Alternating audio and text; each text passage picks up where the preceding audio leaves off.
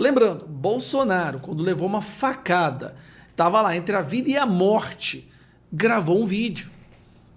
Entre a vida e a morte, ele gravou o vídeo, a voz mal saía, mas ele gravou, ele tirou fotos para mostrar que ele estava bem, para acalmar e assegurar o povo de que estava tudo bem. Agora, Lula é um presidente.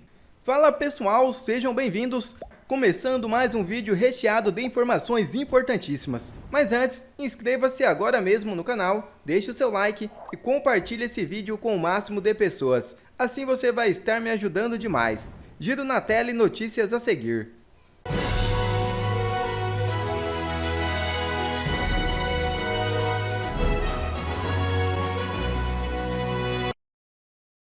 Notícia urgente. Começa a tramitar PEC para punir magistrados que não respeitam a imunidade parlamentar. É isso mesmo.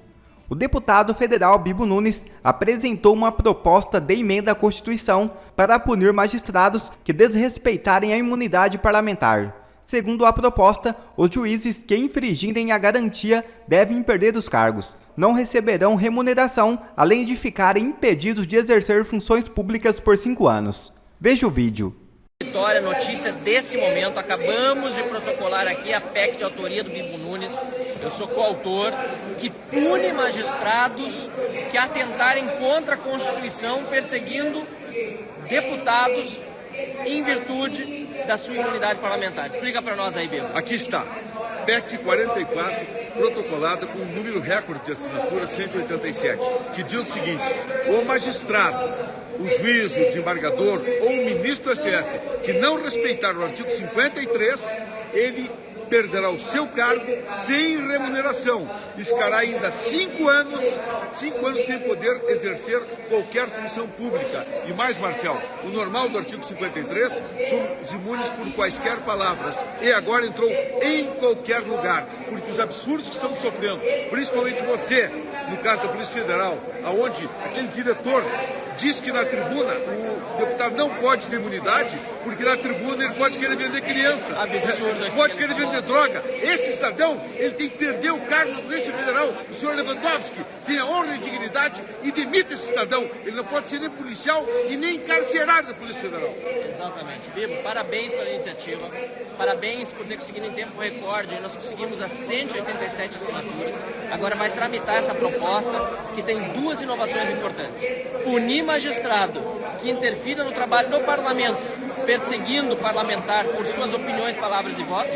E segundo, ele amplia, na verdade já estava, mas agora deixa mais claro ainda, amplia a imunidade parlamentar para discurso em qualquer lugar. E se for perseguir você da Polícia Federal ou qualquer um, ele persegue eu também, e todo o resto que assinou, e o batalhão que vem aí. Nós queremos apenas respeito à Constituição, não tem nada de inconstitucional, queremos que respeite a Constituição. Veja que absurdo que vive esse Brasil. Exatamente. Obrigado, Bibo. Tamo juntos. Pela solidariedade, tamo junto. Valeu. Lula segue na UTI. Tirou o dreno da cabeça e está lúcido. Diz o boletim. Presidente passou por novo procedimento nesta quinta-feira.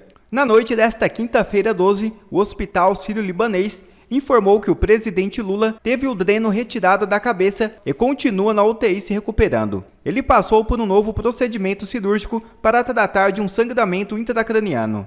No boletim médico, o hospital afirma que Lula está lúcido e orientado, conversando normalmente, alimentou-se bem e recebeu visitas de familiares. O texto é assinado pelo diretor de governança clínica do hospital, Luiz Francisco Cardoso, e pelo diretor clínico, Álvaro Sark. É fake imagem de suposto pedido de certidão de óbito de Lula. Imagem falsa circula nas redes sociais como se fosse um computador do Hospital Sírio-Libanês, onde o presidente está internado. Circula nas redes sociais uma imagem que mostra um pedido do Hospital Sírio-Libanês para a emissão de uma certidão de óbito para o presidente Lula. A imagem exibe o monitor de um computador como se fosse do Hospital Sírio-Libanês. Na tela, aparecem o nome e a data do nascimento do presidente, além de informações sobre um suposto óbito de Lula, registrado às 14h06 desta quinta-feira 12. Por meio de nota, o Hospital Sírio-Libanês afirmou que a imagem é falsa. Uma coisa que eu acho que todos devem concordar é que essa internação do Lula é muito estranha. O deputado Gustavo Gar lista 3 pontos mais esquisitos. Veja o vídeo. Eu começo esse vídeo deixando bem claro que eu torço que Lula fique bem de saúde. que ele saia do hospital andando e possa futuramente ser derrotado, humilhado nas urnas. A minha vontade é que Lula e a esquerda seja derrotada sempre com a voz do povo. Não quero que nada aconteça de ruim com ele, não quero nenhum sofrimento nem para ele, nem para a família dele. Quero que ele saia de lá andando e pague por tudo que ele fez, que seja humilhado nas urnas e possivelmente volte a cumprir a sua prisão, que foi descondenado pelo STF. Dito isso, toda essa história do Lula na UTI, essa cirurgia, perfuração no crânio, hemorragia cerebral, tá tudo muito estranho. Do começo ao fim tá muito estranho. Lula já é um senhor de idade, por mais que ele possa estar bem fisicamente, pratique exercícios e já há muito tempo tenha parado de fumar e beber, isso realmente ele parou de beber, essa situação tá toda muito estranha. Vamos lá. Do nada ele viaja, ele tá com sangramento interno, ele vai de Brasília para São Paulo de avião, o que já é muito estranho, porque tem toda a compressão e descompressão no avião. Ao invés de ele ir para o Sírio-Libanês em Brasília, ele foi para São Paulo. Lá faz uma cirurgia para cuidar de um sangramento no cérebro dele. Para uma pessoa jovem isso já é perigoso. Para um idoso é muito mais arriscado. E aí ele vai, e essa forçação de barra da imprensa e do médico, dizendo o tempo inteiro que ele está bem, ele está consciente, ele está sorrindo, ele está alegre, ele está dançando. Mas não tem um vídeo, uma fala, uma foto. Aí, obviamente, abre espaço para todo e qualquer tipo de especulação. Lembrando, Bolsonaro, quando levou uma facada, estava lá entre a vida e a morte, gravou um vídeo. Entre a vida e a morte, ele gravou o vídeo, a voz mal saía, mas ele gravou, ele tirou fotos para mostrar que ele estava bem, para acalmar e assegurar o povo de que estava tudo bem. Agora, Lula é um presidente. E qualquer problema de saúde que um presidente tenha, tem sérias repercussões na economia, na articulação com o Congresso, principalmente no momento em que ele está votando pautas extremamente importantes. E aí ninguém escuta nada, ninguém fala nada. Tá tudo muito estranho. Essas coletivas de imprensa onde o prontuário não é mencionado, o médico fala que ele tá bem, sabe? As coisas não estão encaixando. Dava para ver visivelmente a cara de preocupação da Janja, que se sacrificou, né? Parou de gastar os seus R$4.000 por hora e fazer suas viagens internacionais para ficar do lado do marido nesse momento de grande necessidade. E aí depois ele tem que fazer uma segunda cirurgia, um segundo procedimento. Assim, é muito estranho. Como eu disse, eu torço para que ele esteja bem e que ele seja humilhado nas urnas e jogado na lata de lixo da história política brasileira através do voto. Mas tem algo muito estranho acontecendo. E a reação do mercado? Para você ver, foi só a possibilidade do Lula, foi para o hospital com um problema grave, na idade dele, foi só existir a possibilidade do não retorno do Lula à presidência que o dólar despencou, a bolsa explodiu. Daí vem e dá uma coletiva de imprensa o médico falando que ele tá bem, tá tudo tranquilo. O dólar volta a subir e a bolsa volta a cair. A sincronia entre a reação do mercado e o estado de saúde do Lula chamou a atenção. Se o Lula tá bem, o Brasil vai mal. Se o Lula tá mal, o Brasil vai bem. Isso ficou claro para quem entende de números. E aí vem a segunda parte. Lula tá lá na UTI, mas não permite que o Alckmin assuma. Alckmin, o vice-presidente, que gritou Lula! O PT não quer que Alckmin assuma. Então nós vemos aí uma movimentação, é o PT tentando fazer com que Alckmin não assuma, o médico falando que o Lula tá bem, tá rindo, tá dançando, tá sorridente, tá de bom humor, mas até os aliados do Lula criticam a comunicação de Lula no hospital e sugerem exibir fotos.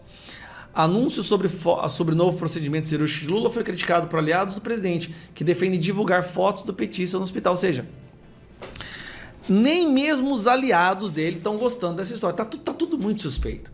Não, nem um videozinho do pessoal, estou bem, obrigado, tá tudo tranquilo, vamos acalmar aí. Porque eles estão num período ali, o governo, de articulação com o Congresso para aprovar pautas importantíssimas. A LOA, LDO do ano que vem, que é muito importante. O pacote de gastos, de corte de gastos.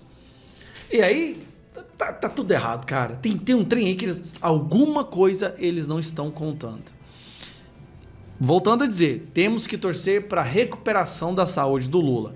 O que nós queremos é que ele seja humilhado, destruído nas urnas, com o voto, com a rejeição popular.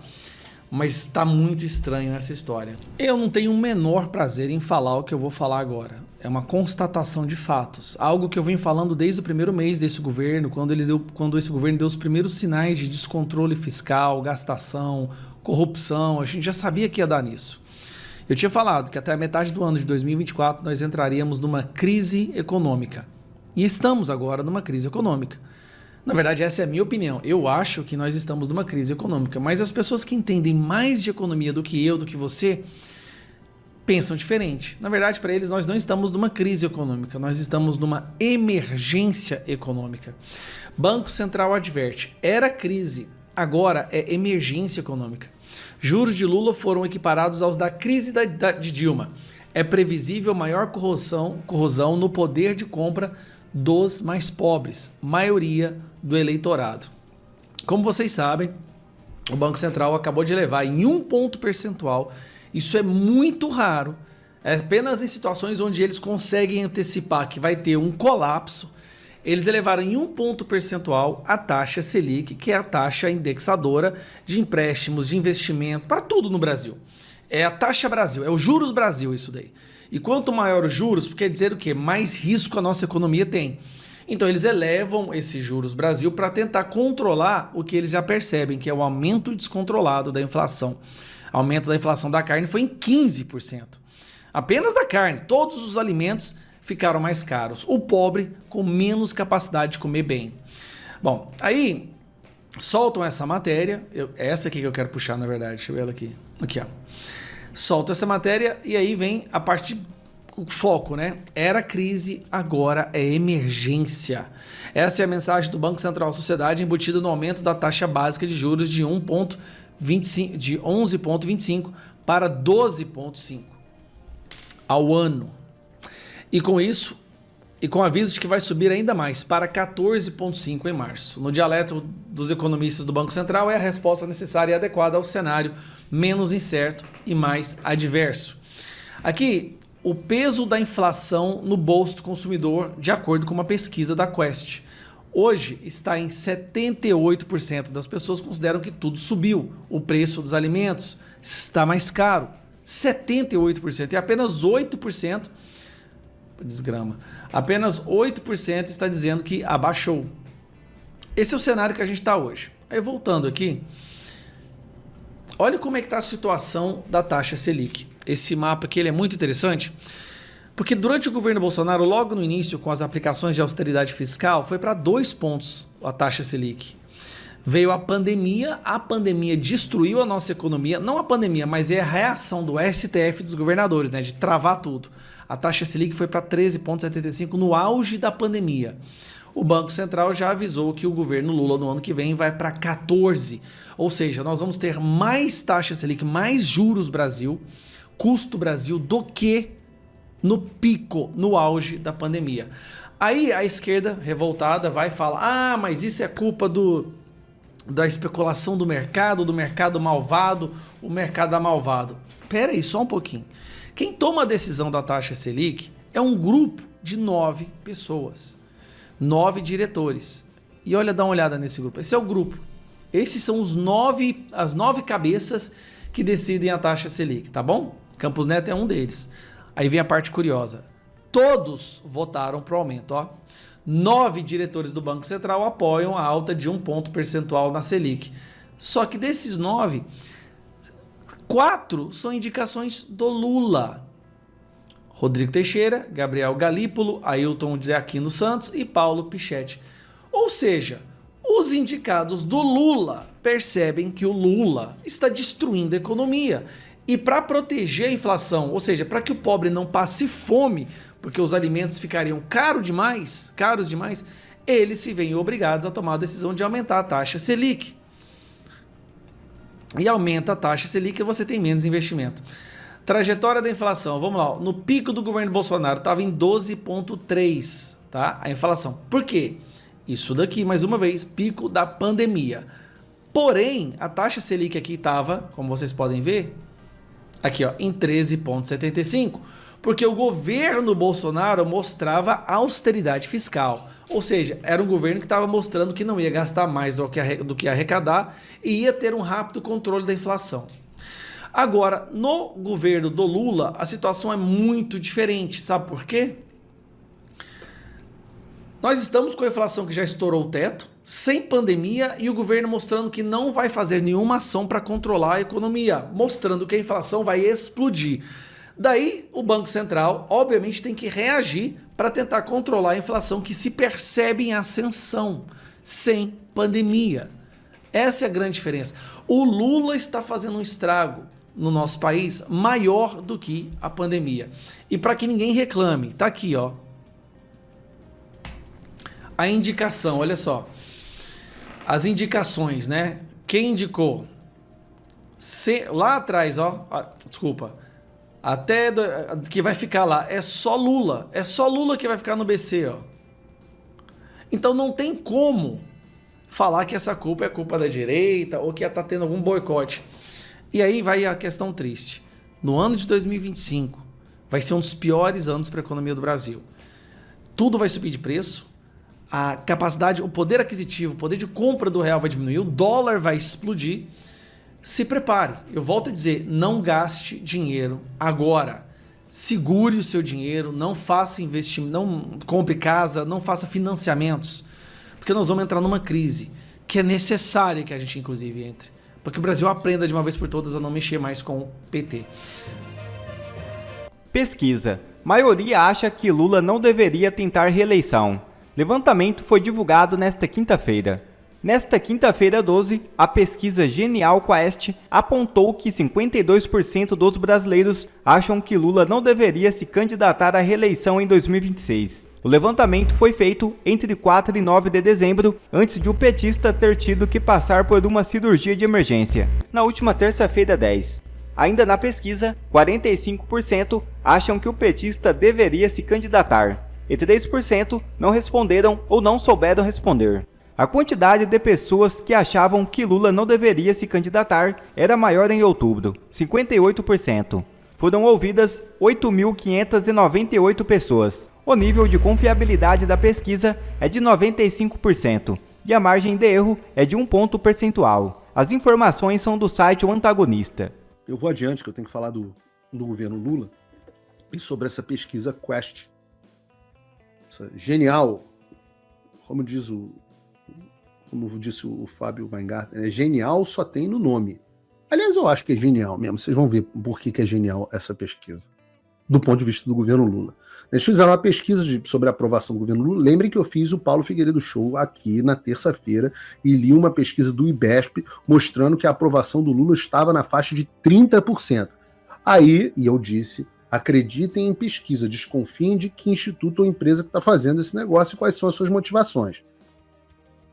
2 semanas atrás, vocês lembram da outra pesquisa do Paraná Pesquisas, outro instituto ao qual eu reputo grande coisa. Eu já trouxe aqui tanto o Marcelo de Giuseppe, do IBESP, como o Murilo, do Paraná Pesquisa, porque eu vou atrás dos caras que eu acho bons. Eu vejo o trabalho bem feito e vou atrás. E aí vem a Genial Quest, do Felipe Nunes, que praticamente virou um comentarista da Globo News, que recebe dinheiro louco do governo Lula, e, curiosamente, né, a assessoria o Instituto de Pesquisa da assessoria de imprensa do governo Lula, paga com o seu dinheiro, eles chegam à conclusão que a aprovação do Lula não é na faixa de 30%, como disse o IBESP, é de 52%. Vejam o gráfico. E não importam todas as coisas que tenham acontecido, né, porque no Instituto do queridinho da Globo, a curva de reprovação do Lula, até nele, a curva de reprovação do Lula é algo impressionante. Começou com 28% em fevereiro do ano passado e está em 47% em dezembro desse ano. 47%. No Paraná, eu elogiei aqui, em novembro, 51% desaprovavam Lula. Agora, o IBESP trouxe uma reprovação de 47%. Tudo isso muito parecido com a Quest. Agora, quando entra na aprovação, a diferença é absurda.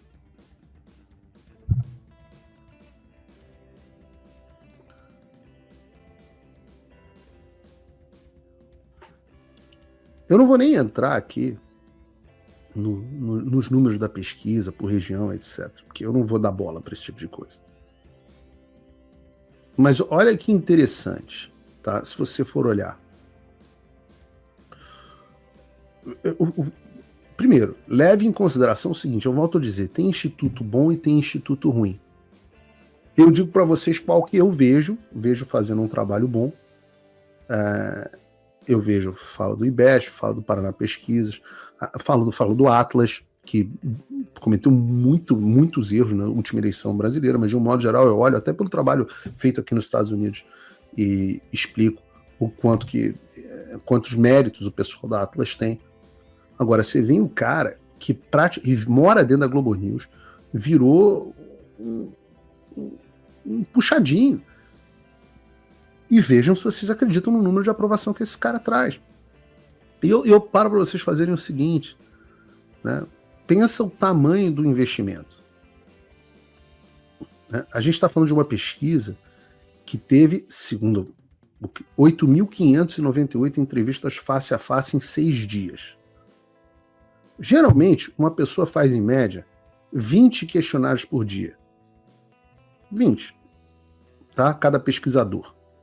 Então, 20 questionários por dia, 20 pessoas por dia em 6 dias, a gente tem mais ou menos, né? A conta prática é 8.598 entrevistas em 6 dias, 1.433 entrevistas por dia, portanto, um pesquisador fazendo 20 pesquisas por um dia, a gente chega a 72 pesquisadores envolvidos no levantamento da Quest. Primeiro que é impossível controlar a qualidade de 72, ou mais de 70 pesquisadores. Mas se você fizer uma conta que esses caras ganham ali, se pagar na média do mercado, uns R$250 por dia para esse trabalho, faz a conta. Um investimento para uma pesquisa dessa, só o investimento, é de R$110 mil. Para uma pesquisa no dia a dia da Globo. No momento em que o governo vive crise, de todas as naturezas, no momento em que a própria Quest mostrou que a narrativa do golpe deu totalmente errado, no momento onde o dólar passa dos R$6, subitamente aparece uma pesquisa mostrando que o Lula tem quase 50% de aprovação. E, curiosamente, do cara que vive dentro da Globo News. Estranho, né? Eu acho muito estranho. Quer ver mais conteúdos como esse? Então inscreva-se agora mesmo no canal e ative o sininho das notificações. Assim você não perde mais nenhum conteúdo que é postado aqui no canal. E também já deixe o seu like para o YouTube ajudar a divulgar o nosso trabalho. Fico por aqui e que Deus abençoe a todos. Brasil acima de tudo e Deus acima de todos.